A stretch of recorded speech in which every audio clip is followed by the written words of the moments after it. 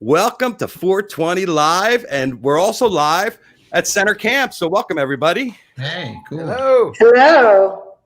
How's everybody?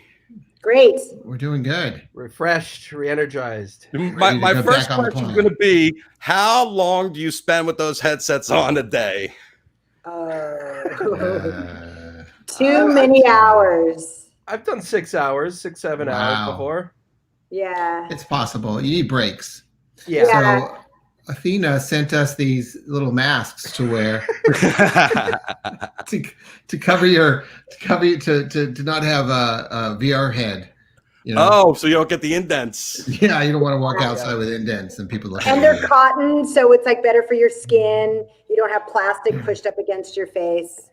So they're It helps. It helps. No one looks good with them on, but it does help. Yeah, no one looks good with them on, but once you got them on and you start understanding and you've let everything load in, it's something else. So I don't know where to start because Greg kind of had the technology first, I guess. Do we start with Greg? Is that a good place to start? Start with Greg.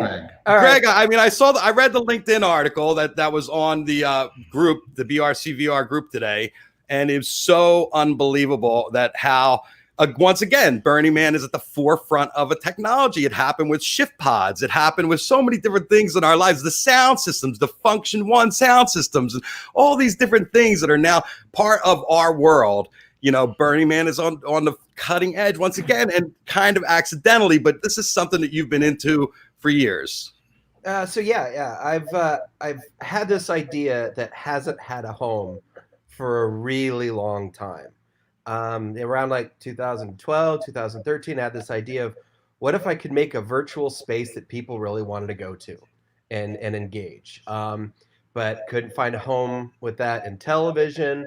Came up with the idea of doing this for Coachella around 2013 and 14. They liked it, but wouldn't invest in it. So I decided, oh, well, this is too good of an idea to sit on. I'm just going to do it rogue. I'm not going to ask for your permission. So snuck camera gear into Coachella to photograph the whole thing, pass their security, rented a helicopter pilot for an hour to fly over Coachella illegally to photograph it so that I could recreate Coachella digitally, and then just threw it out on the internet with no permission to see what happened and go, either they're going to hire me or they're going to sue me. And that was the month that Oculus was bought out by Facebook. So they're like, if you can do that and put that on a VR headset, way to go. You know, we'll work with you. So it was around that time that I started getting into the Burning Man community, and I was at a party with Athena, and everybody's saying, well, this idea that you have that you also want to do with Burning Man, Athena's the person you need to talk to about this. So I think it was, I can't remember the party. I kind of remember the party. I just walked up to her and like, hey, I'm Greg. Put this on. And I handed her one of those old Google Cardboards with my cell phone, and it had my old Coachella project, and go, I want to do this for Burning Man, but I've never been. Like, I just been in the community for a year or two. She said, this is freaking amazing. And introduced me to the LA League of Arts, got me to Burning Man, and where I started taking photographs of every square inch of Burning Man, every piece of art, so that I could recreate everything by hand. And, you know, nothing was automated. It had to be done very carefully over a period of months and months and months. And started putting the headset on people. They're just like, oh God, I'm back home. So I knew we had something. And then we pitched it to the org. And yeah, go for the meeting there, Athena, because you can explain that experience quite well. But I experienced the crazy rock beginning. Go for the Burning Man. So Greg showed it to me at the end of 2014, the Burning Man version of it. And it was based on 2014, which is the last year that I actually went to the Dusty Playa. And I went with my mother. And he showed it to me. I fell in love with it. I was like, we have to show this to Burning Man. The LA League of Arts is the LA Burning Man organization. So we showed it to that board, and they were thrilled with it and wanted to fiscally sponsor it, like make it part of their projects.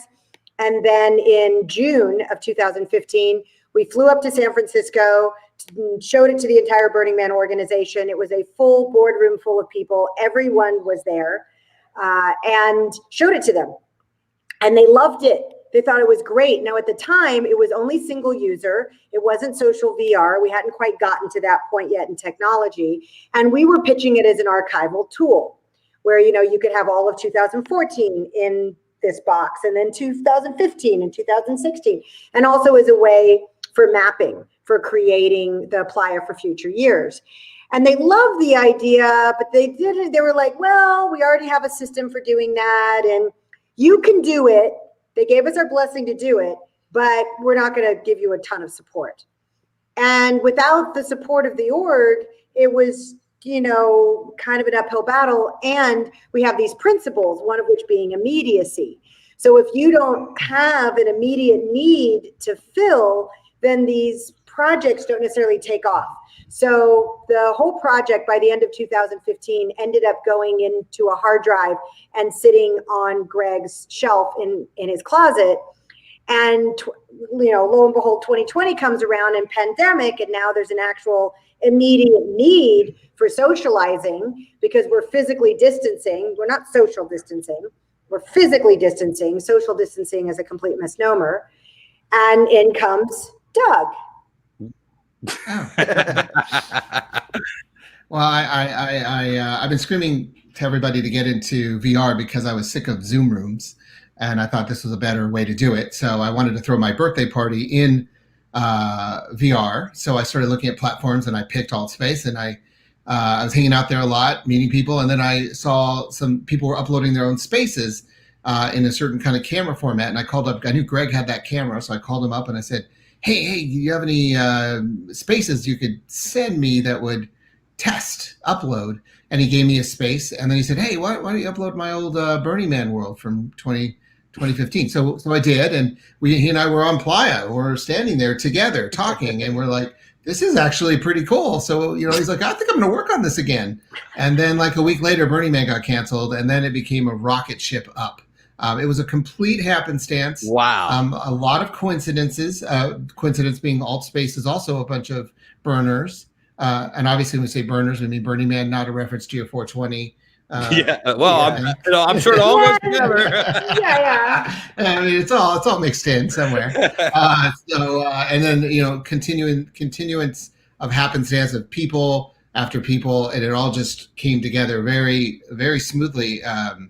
Which we were all very shocked about because we're not used to. Sometimes in life, you're not used to things coming together like butter, but this one happened too. So we're sort of celebrating that it came together like butter, and it's enjoying scary that. How well it all worked. Yeah, it was. Yeah, it was as if there was a little bit of magic, making sure there was some superpower, just making sure every piece fell into place exactly how it was supposed to. Well, it's interesting because I had a show last week where we talked a little bit, or 2 weeks ago, where we talked before it launched with Justin Bolognino from Unreality IS. And he said something that was really unique, which I didn't even think about, was they called Burning Man this year the multiverse. That was the name of the whole event. Like every year, the whole event other has coincidence. a name. And last year was Metamorphosis, if I'm correct. Yes. And this year was going to be the multiverse, and it ended up being on the multiverse. When you talk about kismet and the way things line up, that was just part of it. Yeah, that was one of the things. We couldn't believe it that the theme just happened to dovetail right into what we were doing. So we went with it. When you're faced with something going that easy, hit the gas pedal and keep going. Yeah. You don't save anything for the swim back. What were some of the obstacles? Oh. Well, I mean the technology, right? Technology. Teaching the community the technology. So you have all these people that are used to hammers and nails and building that way.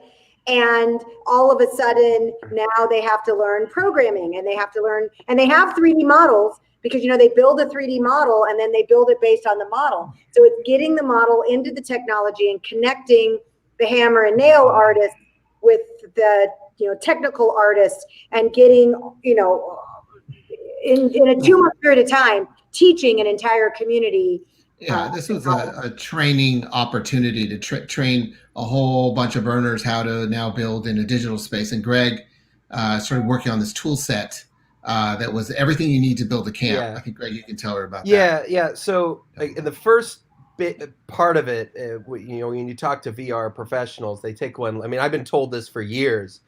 Do not make big, massive open spaces for VR because it just can't handle it. So that's one.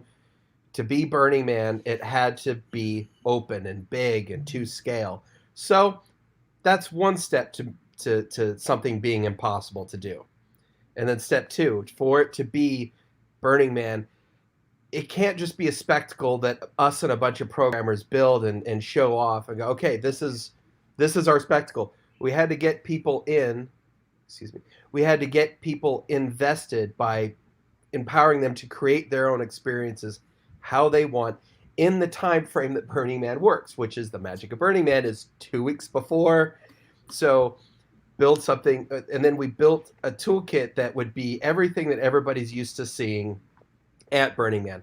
Hundreds of different types of RVs, tents, wood, things to build art, whatever, and built in a way that people didn't have to think about programming. They just had to just create. So it would be optimized just for VR. And then teach everybody that developing for VR was in their grasp, that you didn't have to build this app and have it approved by Oculus. Build your thing and have it and upload it, and you can be in your own VR world within hours. I mean, there was a lot of training videos and people stepping up and Discord channels and all the stuff that goes along with it. And it was a startup. It was a speedy startup. Teams being built. So it was a rocket ship of a startup, but we're still looking back.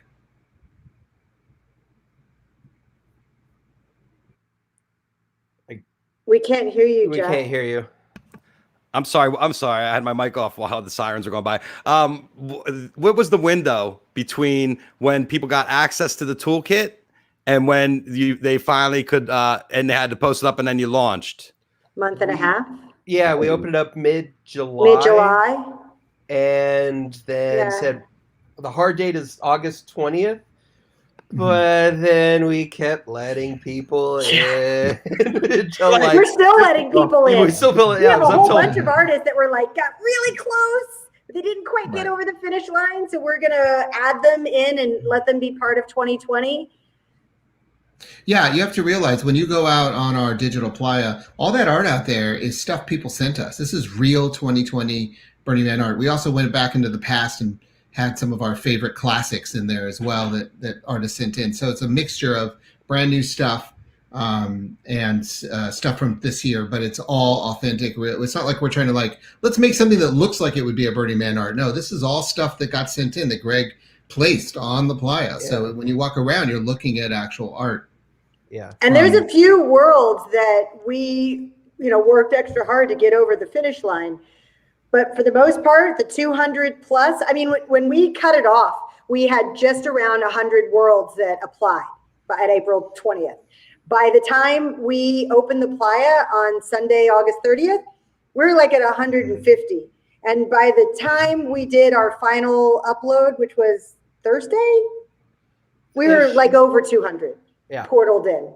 We were doing placement, but we were still doing placement Thursday morning. Yeah. Well, one of the incredible things is that when you go into the world, there's a schedule. Like when you're at Burning Man, the camps have a schedule of speakers or events or performances. But some of the rooms have limitations on how many they can have, right? Yeah. Yeah, you can have a certain amount of people in a room, but you can create a version that creates copies of that world and then puts people in it. So there's really no limitation to how many people can go to an event, just how many people can be in one instance of that event at a time. Gotcha. So they're called instances. They recreate themselves across. And one of the things that we haven't really touched on, and probably the greatest thing, is the social aspect of being able to go in there and talk to other people that you're just running into, and how, just like Burning Man, people are sharing information with you and tips, and you end up learning. It's unbelievable to me. That was a mind blower for me. It was something I did not see coming at all. Is that something that had to be something that was not, like you talked about, it was just the two of you in the world in the beginning? Yeah, we were alone for months, and we wouldn't see anybody else in the world at all. We'd say, "Oh, there's Greg again," like whatever. "Oh, there's Athena," but and then all of a sudden, everybody, who are all these people? Yeah, and then we started meeting people. Yeah. Like someone would come into the world, and they would be like, "Oh yeah, I'm a world builder on Altspace, and I love what you guys have done with the place. And by the way, can I help?" And so some of our best volunteer modelers, world builders, whatever, that helped other people came from them just landing on the playa. It was like, there's this saying, the playa will provide. It really did. Greg built the playa and it attracted all these people from all over the place. We had an entire lab of students from China who wanted to help, and London. We had this entire group from London. We had people in Israel and all over the world that were just coming onto the playa. They recognized it. They knew what it was. They had experiences with it, and they wanted to be part of it. We were pushing Altspace in ways that was not designed for. So we, at Burning Man, we say, you build a camp with duct tape and zip tie. And in this case, we were hacking the hell out of Altspace in all kinds of ways that wasn't intended for, all with duct tape and zip tie to get it all to work. And it really did. And we really got a group of people who knew how to do that. Sort of like these strange characters you meet in the Matrix who live there, and this person's specialty is audio, and this person's special. It's very interesting. And the going inside the hold on, I just had an amazing question, and of course it's went right out the other side of my head. That would be 420 for you. 420. There's not a lot of smoke in his room for a 420 podcast. Yeah, I used to smoke on the podcast, but then I forget what I was saying. But now I'm kind of thinking that, I have residual effects. Right. But the portals and the go-to friends, which is absolutely amazing. Ross here brings it up. Okay. I love being able to find people with a click of a button. Yeah. Yeah, there are things that we're going to miss when we go back to the physical dust. Flying and being able to find your friends like that. And well, let's talk about, so it was supposed to have an expiration date. This was my question. You guys were going to do the week or the 2 weeks that it took to get this together. It was going to be 7 days, and all of a sudden the man was going to burn, the temple was going to burn, and then midnight comes, and then we're done. But this is something that you don't have to put away. You don't have permits. You don't have things to deal with. People wanted us to bring it back. People were just figuring it out as it ended. And we felt like people want to have that outlet to have a social connection. Like you were talking about, a COVID has caused isolation. I feel like people kind of need this right now. So we really wanted to give that back to people. And it was our civic responsibility to, I do principal speak. So it was our civic responsibility to bring it back because it was something that the community really needed and wanted. And we have always asked this question, we being burners, why can't we have Burning Man year round? I want Burning Man year round. Well, let's see what happens. We also have a to-do list that we didn't get to. Greg is working on some stuff right now. There was only it's like I almost look at it. There could have been more. We could have built more, and we have, we used to have art cars in a previous build, but the problem was we had so much art that was submitted that it made it where I couldn't animate art cars driving around all of the amazing art that we put on Playa. So now I'm working on. We have all these art cars coming in too, and writing in art cars in VR. When I first thought of like how to do it, I thought it would be kind of gimmicky, but when you actually ride in an art car in VR, it is a great way to just hang out with your friends and just watch the playa go by and have wonderful conversations. It works so well, like really so does. Many other aspects of this project. It is just mind-blowing how well it works. Is it a replacement for Burning Man? No, but you get people talking. You get people thinking in the mindset of when they're on Playa and moving forward in life, how they feel when they're in that space. And then they can connect with people in that context and we've all seen it, and it's a beautiful thing. So we want to, see where that goes. I think Greg just teased that art cars are coming soon. If you were listening carefully, I heard it. Art cars are coming. I could put them in easily. I just want to make sure they work right so people don't. I know. And they don't run over art. We can't have them running over. We need to sort of make a track. That's what I'm doing. I'm moving. Make a track for it. Yeah, I'm moving because you can do that easily. You can move a several £1,000 art piece out of the way. You can do that. You have to make a special version for that. Yeah. Yep. How many art cars can you have on there?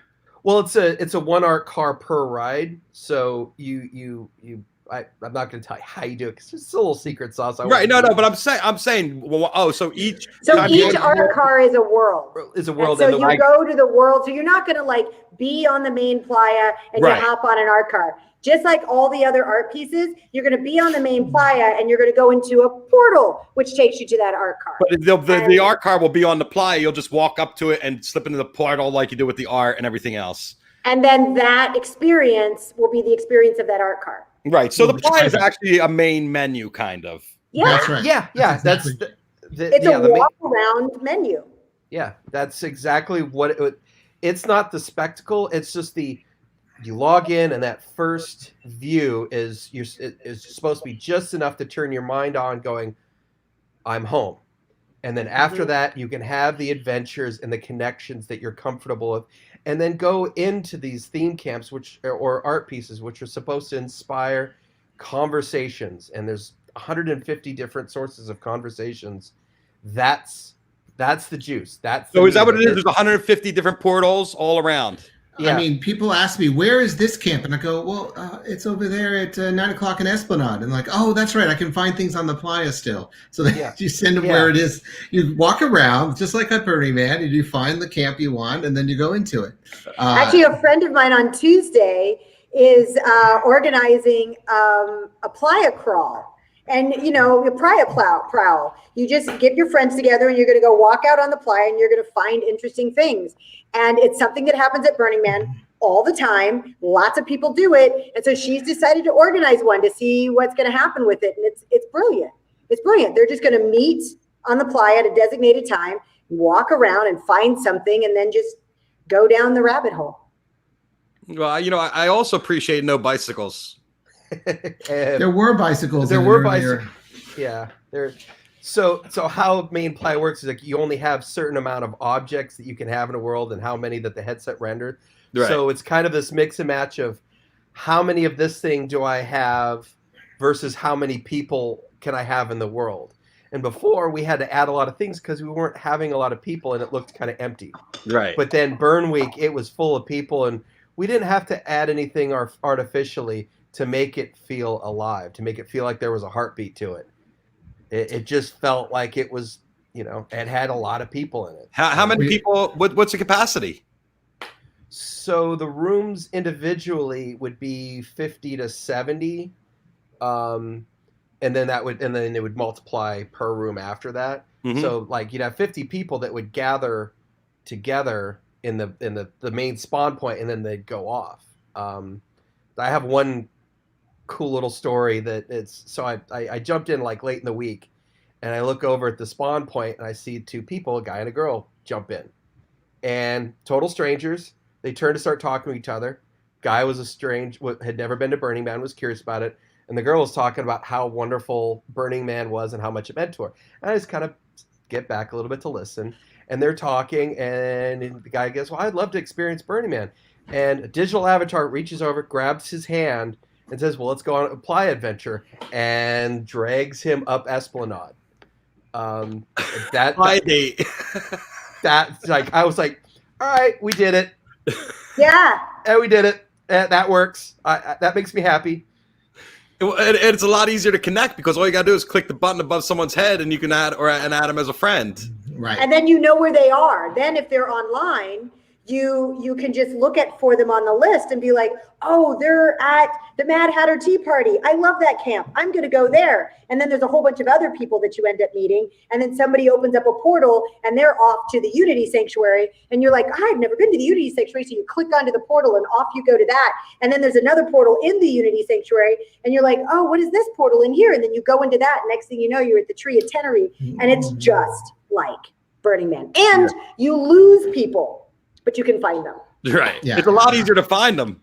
Yeah. It's a lot easier to find them.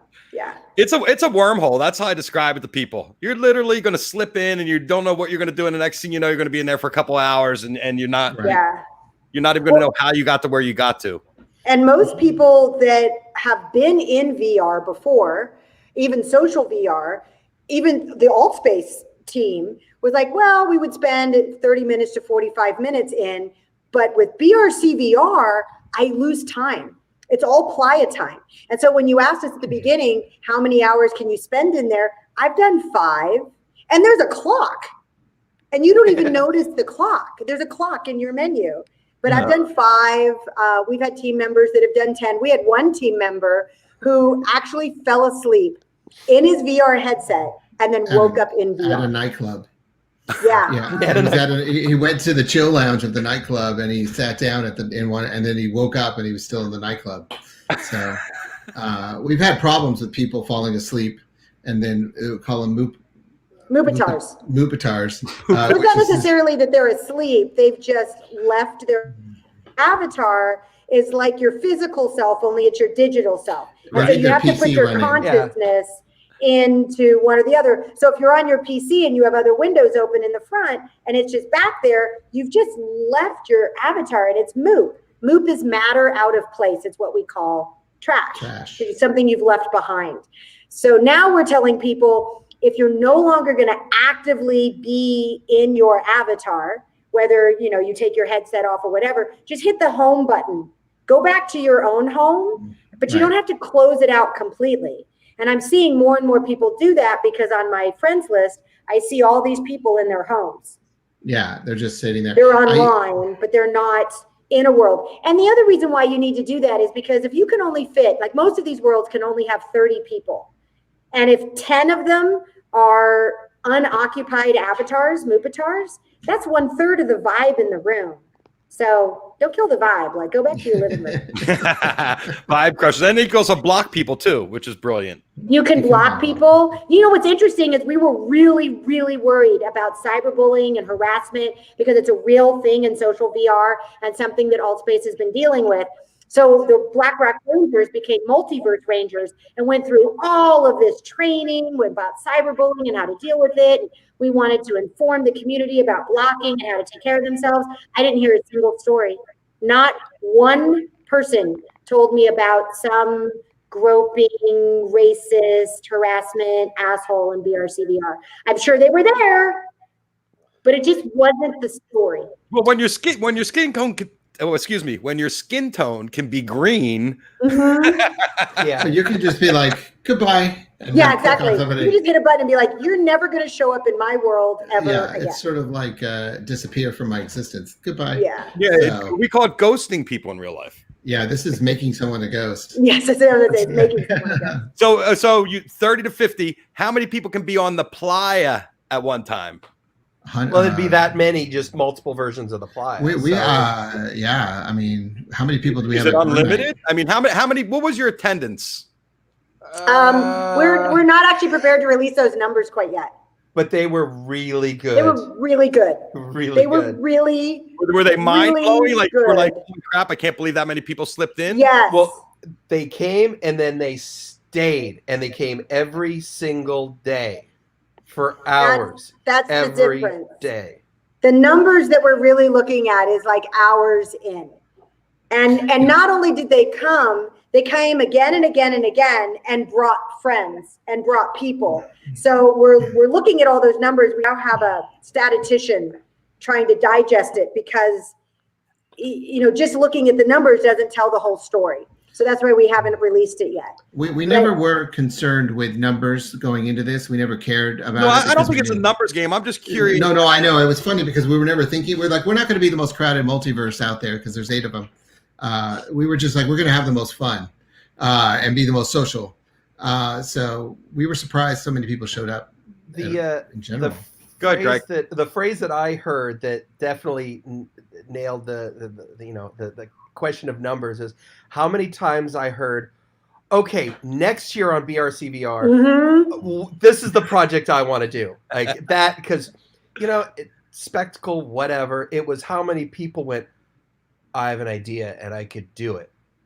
And, we had 200 different projects. If we have 1,000, it's just that's the metric of successes.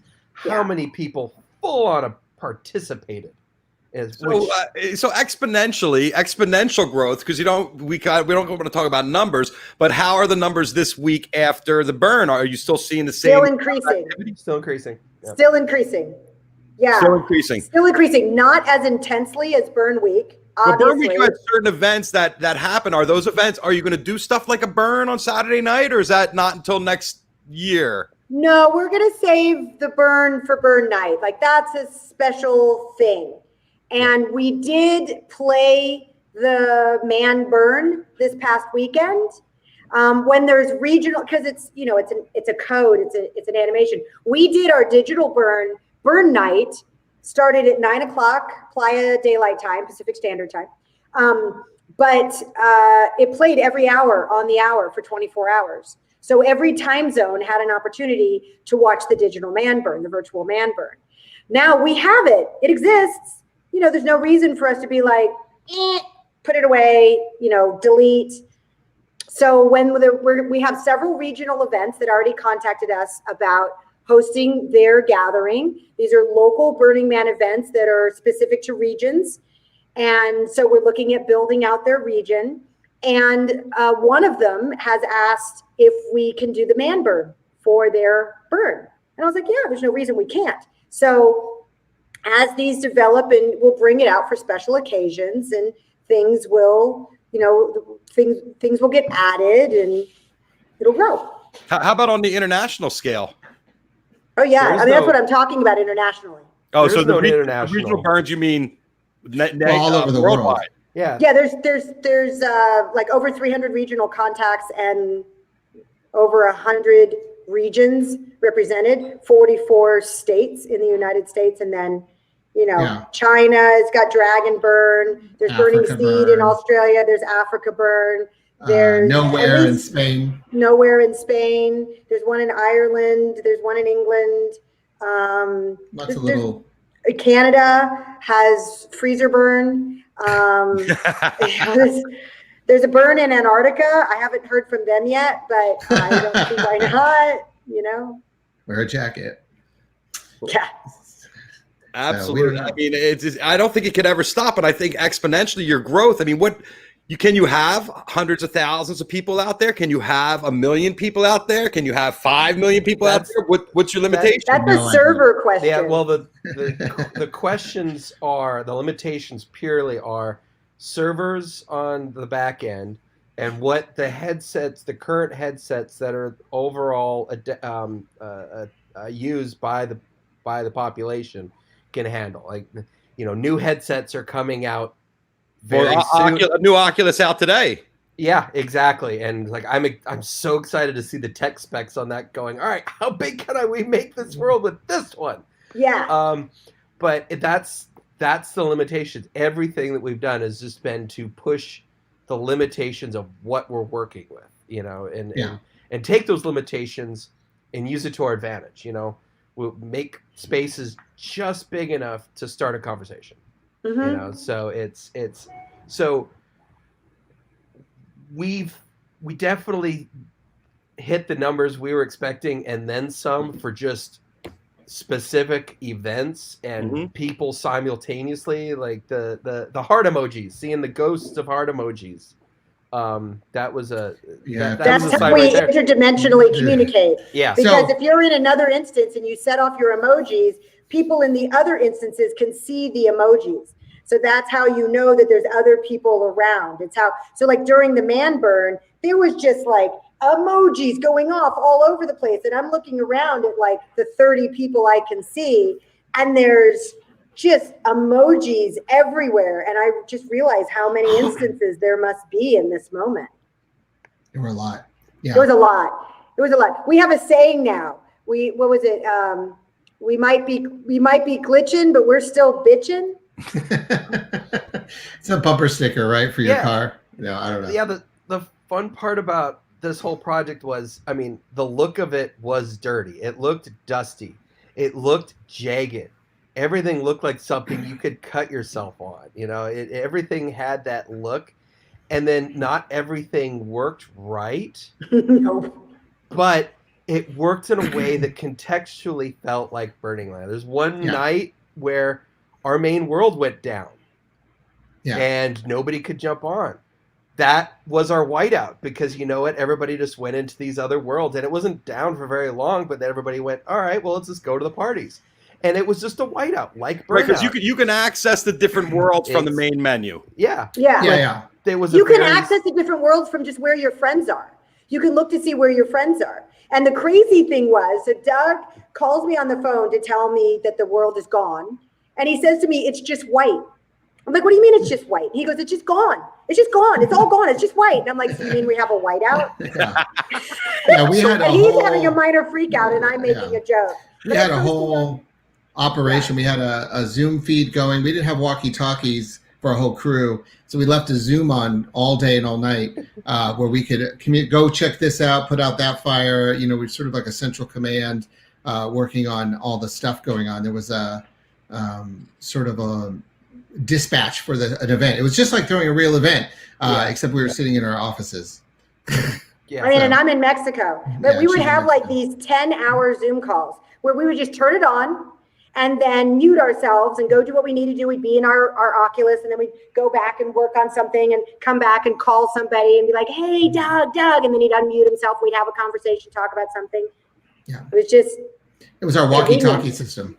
Mm-hmm. So, like how we, at least how I've looked at it, we didn't make an app. We didn't make a piece of software. This was an event that just took place, not in a physical sense, but the location was digital. But everybody in our crew, you know, we all have experience with Burning Man culture, the Burning Man festival, the experience, how to set up these events. And, you know, Athena with managing community for events, Doug with running a community, running a theme camp. We just translated that across the board and just changed the location. It translated really smoothly, actually. Yeah. How did you place the camps? Was it the same way they were placed on the actual playa? Did you try to put like Disorient where Disorient is? Mm-hmm. We asked people where they wanted to be. And then we tried to place people exactly where they asked us where they wanted to be. And we also had the 2019 map. So we could kind of be like, okay, well, then we'll put this piece there. And it was just, just moving it around and then going, well, okay, this piece doesn't work next to this piece because of technical, you know, so it was aesthetic and technical at the same time that it all happened very, like, I think I was still placing Thursday, Friday before open, you know, and then just like. Well, there was him placing stuff on Playa, but then was also finding the portal to their world and then placing the portal. So we had a whole team running around, placing portals, finding out where things are going. It was actually a little more of a large operation than we thought it was going to be, but we learned a lot this year, and next year will go way smoother. Yeah.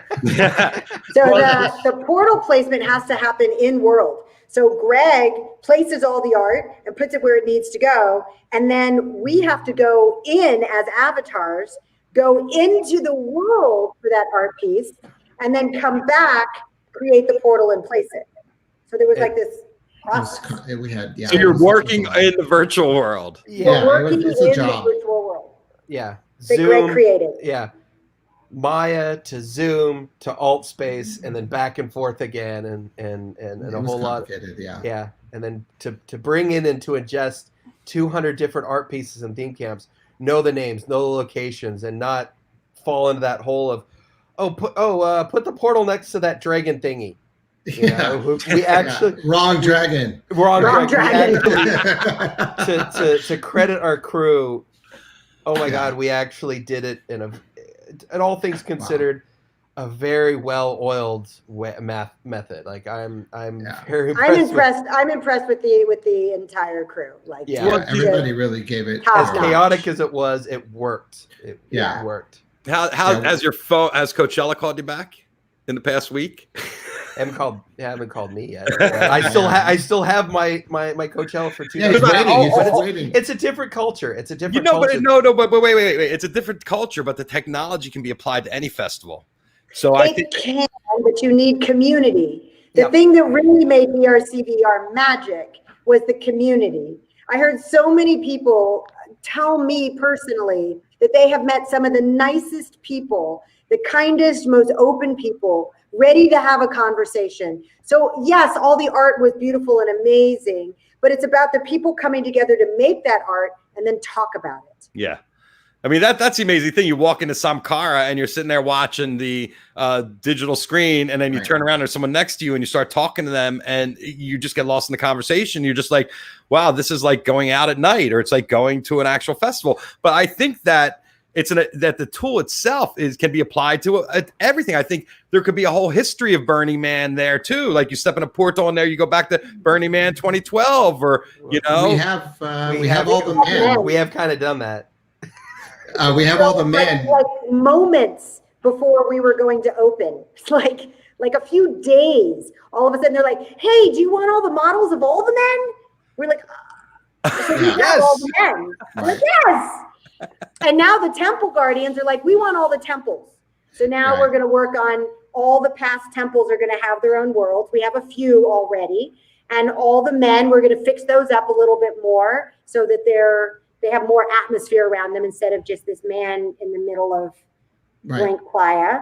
But yes, the history of Burning Man played out in virtual reality. This is what Greg's vision was. It was an archival tool. There is a photo gallery of all the temples already in there, the Temple Guardians put up, and then there is models of all the men around the man. If you go to the 2020 man, there's portals to every man that we got so far. So, well, I think it's epic. I mean, I think that the application for many things and in this world, in the alt space VR world, as well as the BRC world, is just limitless. I think the most important thing is right now, this is probably the only egotistical thing I've said about this. But you know what? This project proved that VR is not dead. Yeah. I've been hearing that for years, and it's been a struggle. I even called it dead and gave up on it and went to AR, and it was a struggle for me to go back into it. And Doug pulled me and going, I think this is going to be really cool. All right, but VR is not dead. And this is something that isn't a nice to have or entertainment. This gave people connection when they really needed it. And COVID made the case for VR. This is an A moment for VR moment. Like, this is where you want to hang out with your friends and go on adventures together.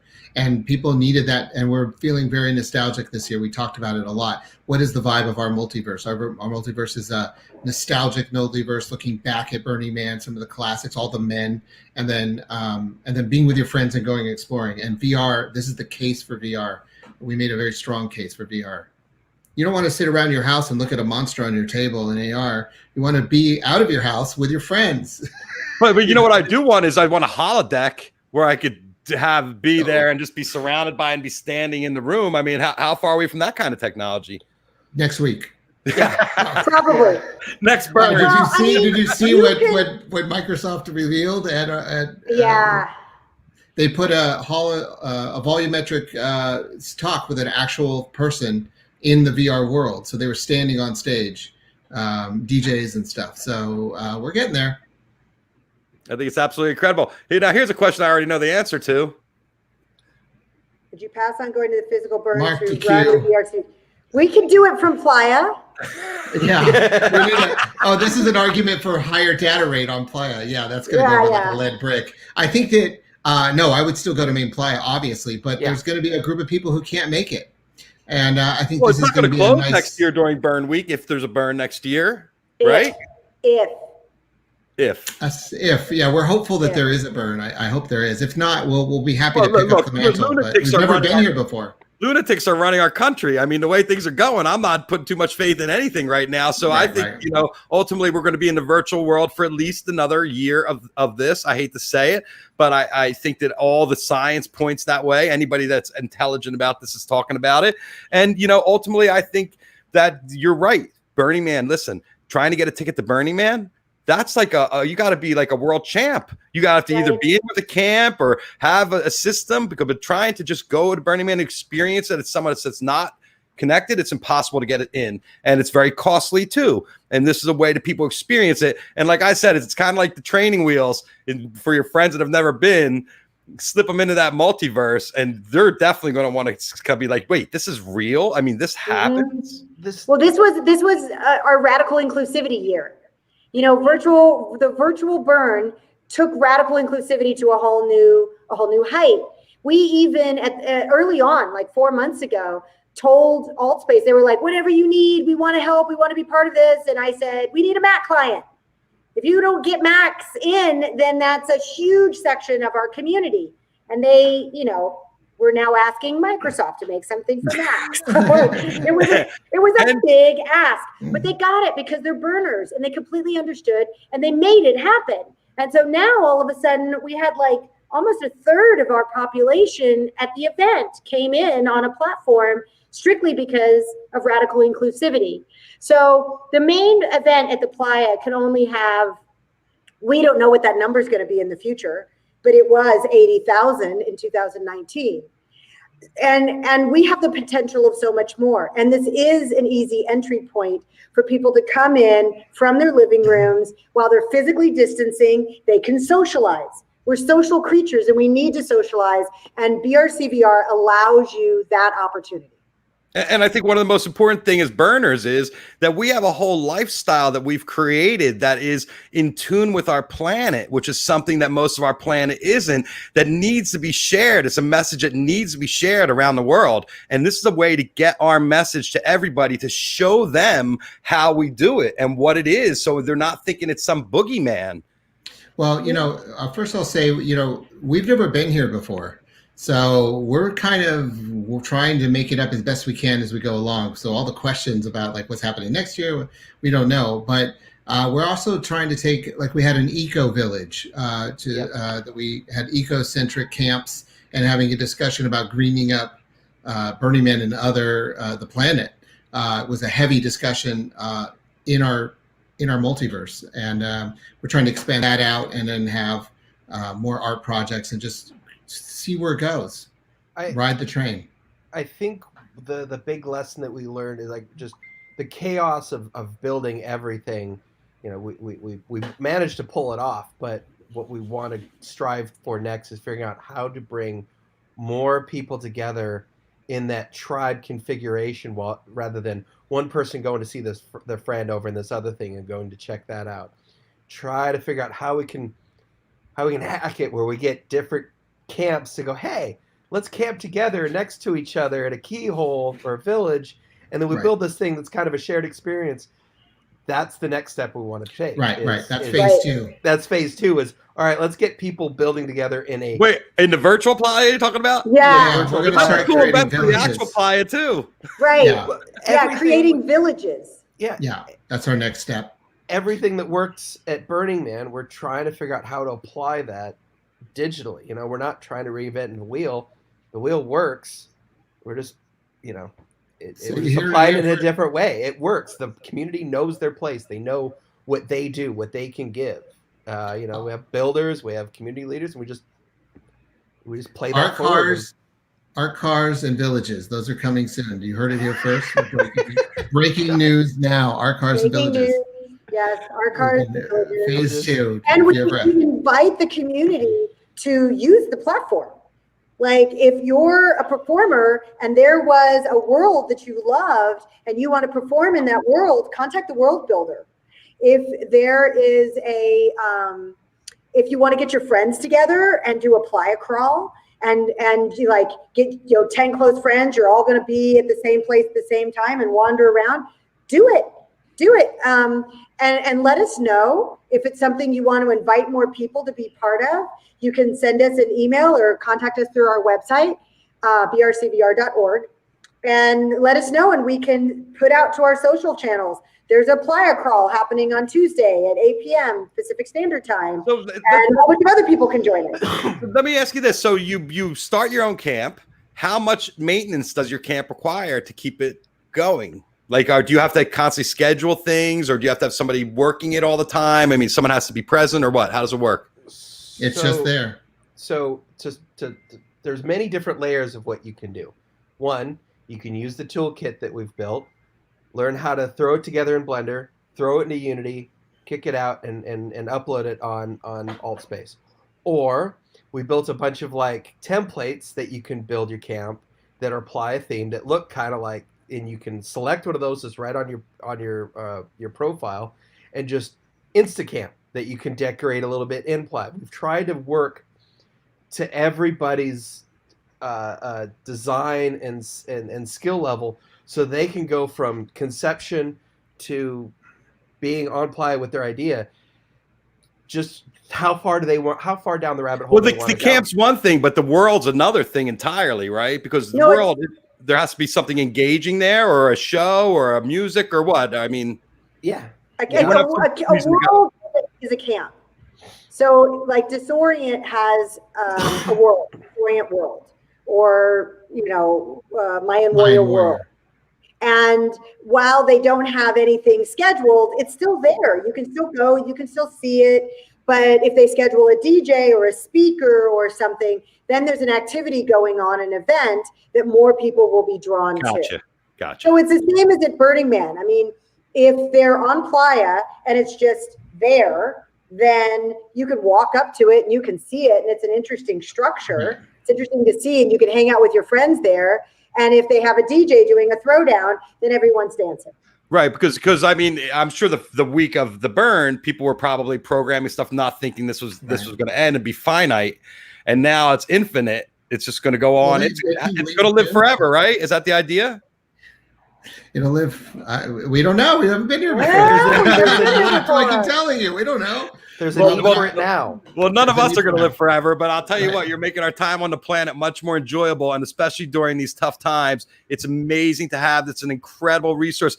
Hats off, guys. I'm blown away, and I'm so glad to get to talk to you today and get into this. I really appreciate you coming on the show, and I can't wait till we're on the Real Playa together back home. It'd be great. Speaking of which, if we want to be on the Real Playa back home, we need to keep the mothership afloat, and that's the Burning Man project. So if we are going to return to the Playa, and it might not be 2021, it might be 2022, go to the Burning Man website, make a donation. And while you're there, go to our website, make a donation. We're a labor of love as well. Right. In fact, you could go to our website and donate to both, because we have both links on our website. Very crafty. Nothing.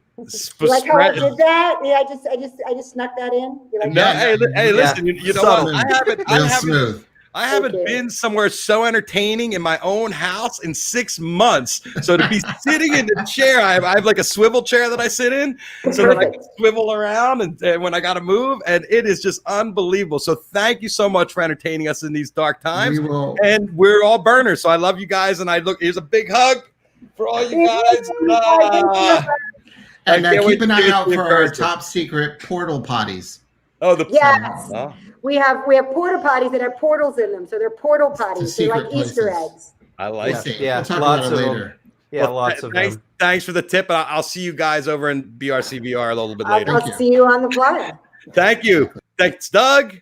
Thank you, Greg and Athena. Much love. Thank you so much. Love to you too, Jeff. Thank you so much. Enjoy yourself in Mexico. Thank you. All right, take care. What a show today, folks. Wow. I mean, so all my favorite things in one thing: community, Burning Man, festivals, music, love, all together. It just like warms my heart to see that we have a future where we're going to be able to meet people and communicate. That's not, happening for a while in the real space. I mean, yes, we're still getting out. I encourage everybody to make sure to get out and get as much fresh air as possible. But at the same time, get online, get yourself some Oculus, that new headset, And you'll be thanking me later for the show today, because I know there's a lot of people out there that aren't hip to this and being able to see it. And you know what? You don't need the headsets to go investigate or to create an account on Altspace VR. You can use your Mac, you can use your phone, and it's a great way to go in and create an avatar and just look around and see what it is. And when you go in there with those headsets and you start flying around the sky, you'll have a completely different outlook. Everybody, you already got the hug. So peace, love, and happiness to everybody out there. Here's another one. Big hug for everybody, all my burner family out there. Thank you so much for tuning in, turning on. Tuning in, turning on. Everybody out there on the playa, thank you. Much love. We'll see you soon. Peace out.